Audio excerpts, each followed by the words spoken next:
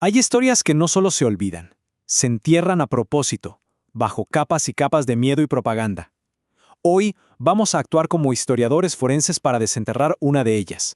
Las llamaron herejes. Las llamaron prostitutas. Las llamaron brujes. Pero, a ver, ¿quiénes eran en realidad? ¿Quiénes eran las mujeres que estaban detrás de esas etiquetas? Etiquetas diseñadas específicamente para silenciarlas. Miren esto. En un lado del mundo teníamos a la bruja, la sanadora, la partera, la mujer independiente. En el otro, a la devadasi, la artista, la erudita, la sirvienta sagrada. Ambas eran figuras respetadas, pilares en sus comunidades, hasta que un sistema de poder decidió que su autonomía era, digamos, un problema.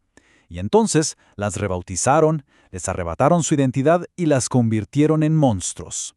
¿Y cómo ocurre algo así? ¿Cómo se convence a toda una sociedad de perseguir a su propia gente? Bueno, no es algo que pase al azar.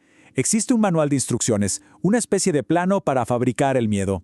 La historia, si la analizamos con lupa, revela una fórmula tan simple como devastadora. Miedo más un detonante es igual a un chivo expiatorio. El miedo es la atmósfera, el detonante es la chispa que prende el fuego de la persecución. Aquí es donde la cosa se pone interesante, al ver cuáles fueron esos detonantes. En la Europa de los siglos XV al XVII no era solo superstición, para nada. Estamos hablando de la pequeña edad de hielo, hambrunas, la peste, un caos político y religioso tremendo. La gente estaba aterrada y buscaba una causa, un culpable. Ahora, si nos vamos a la India del siglo XIX, el detonante fue otro, pero el mecanismo, el mismo. El dominio colonial desmanteló las estructuras tradicionales y la propagación de enfermedades venéreas fue, qué conveniente, atribuida a las mujeres, especialmente a las devadasis. En ambos casos, el sufrimiento necesitaba un rostro. Pero para entender a los arquitectos de esta exclusión, primero tenemos que examinar a sus víctimas.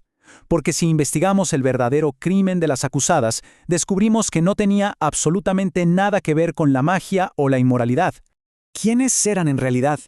Eran mujeres con conocimientos especializados, como curanderas y parteras, cuyo saber de repente competía con la medicina institucional masculina que estaban haciendo.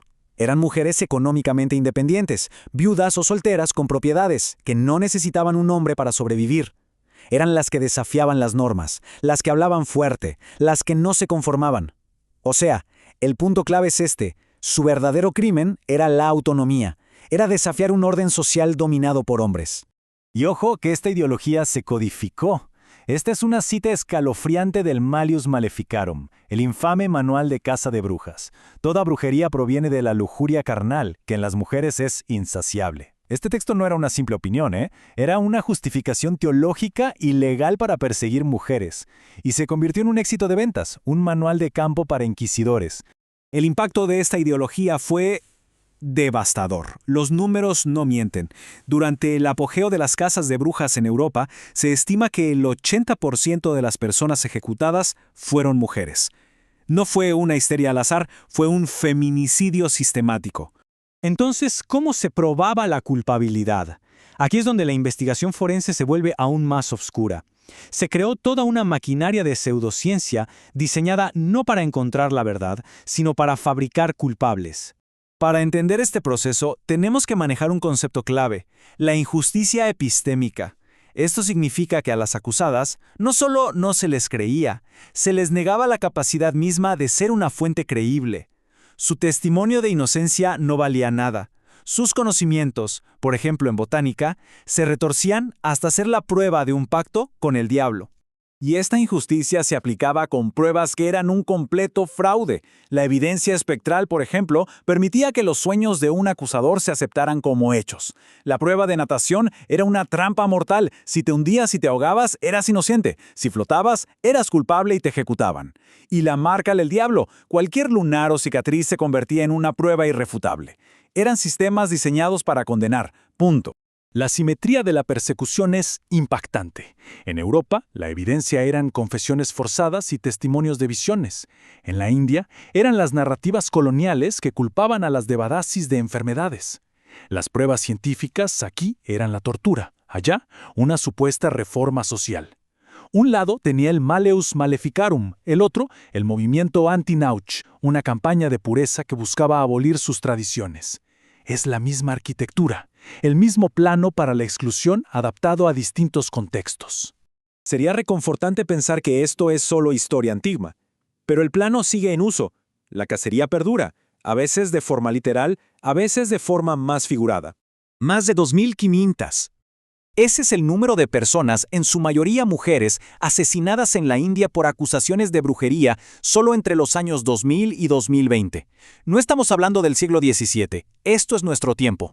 La cacería de brujas moderna tiene dos caras. La literal, como vemos en zonas rurales de la India, donde mujeres, a menudo viudas de castas bajas, son marcadas como dayan, o sea, brujas, para robarles sus tierras.